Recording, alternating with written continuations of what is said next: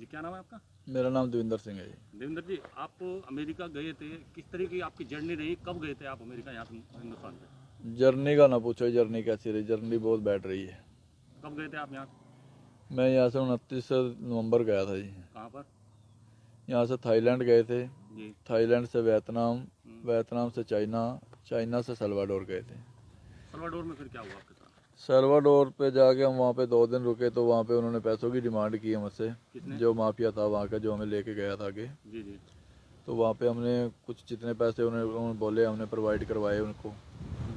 तो उसके बाद में फिर वो आगे हमें 2 दिन वहाँ पे रोक के फिर ग्वाटेमल के लिए ले गए।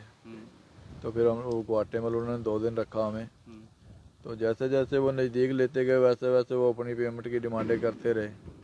तो फाइनल फिर वो मैक्सिको ले गए। तो मैक्सिको में जो उनकी पेमेंट सारी रुकी हुई थी तो उन्होंने हमारे से वो पेमेंट ली, तो हमें फिर बॉर्डर क्रॉस करवा दिया वहाँ से। टोटल कितना पेमेंट आपने 40 लाख रुपए दिया जी। कहाँ ये पेमेंट आपने मुहैया कराया था? ये हरियाणा में करवाया जी हमने मुहैया। आपके परिवार से कैश लिया था? हाँ, ये कैश लिया है। उसके बाद फिर आपको बॉर्डर किस तरह क्रॉस किया गया? बॉर्डर वहाँ पे 15 फुट ऊंची फेंसिंग लगी हुई जी, लोहे की। अमेरिका की? हाँ जी, बाउंड्री है। तो एक तरफ अमेरिका की लगी हुई है, एक तरफ मैक्सिको की लगी है। 2 बाउंड्रियाँ बीच में उनका रास्ता है जो बॉर्डर पेट्रोलिंग के लिए घूमते हैं। तो मैक्सिको से क्रॉस करना पड़ता है, जो मैक्सिको वाली फेंसिंग है। तो वो लोहे की सीढ़ी बनाई हुई है उन्होंने सरियों की, तो उससे क्रॉस करवाते हैं वो डोंकर के बंदे जो होते हैं माफिया वाले। तो उधर से चढ़ के उधर उतर जाते हैं। तो आगे बॉर्डर पेट्रोलिंग वाले अगर तो पास में है कहीं तो अपने आप आ जाएंगे लेने के लिए। तो नहीं है तो आप उनको 911 पे कॉल करेंगे तो आपको 5 मिनट में आगे उठा लेंगे वहाँ से। फिर जब आप आर्मी के हाथ चढ़े तो फिर किस तरीके से उन्होंने रखा आपको? उन्होंने हमसे कोई मतलब आर्मी ने गलत नहीं बोला हमें। वो अपने कैंप में ले गए जो वहाँ पे वो रखते हैं। वहाँ पे उन्होंने जाके हमारे फिंगर वगैरह करवाए। तो हमारी कुछ इंक्वायरी जो ऑनलाइन इंक्वायरी है वो की। जैसे मान लो कोई क्रिमिनल रिकॉर्ड तो नहीं है इनका कोई इंडिया में, वहाँ से भाग के क्राइम करके तो नहीं आए, उस चीज़ को वो चेक करते हैं। फिर उन्होंने हमें एक कैंप में डाल दिया जो उनका रूम बना हुआ था। वहाँ पे एसी वगैरह चलता है, बहुत ज़्यादा ठंड रहती है। सिंगल कपड़ों में रहते हैं। मान लो आप, आपको सिंगल कपड़े ही पहनने के लिए दिए जाएंगे। तो वहाँ पे बहुत ही यातनाएं आती हैं। खाने के लिए नहीं देते हैं, कुछ हल्का फुल्का ही देते हैं खाने के लिए कि जैसे आदमी बस जी सके। भरपेट कुछ नहीं मिलता है।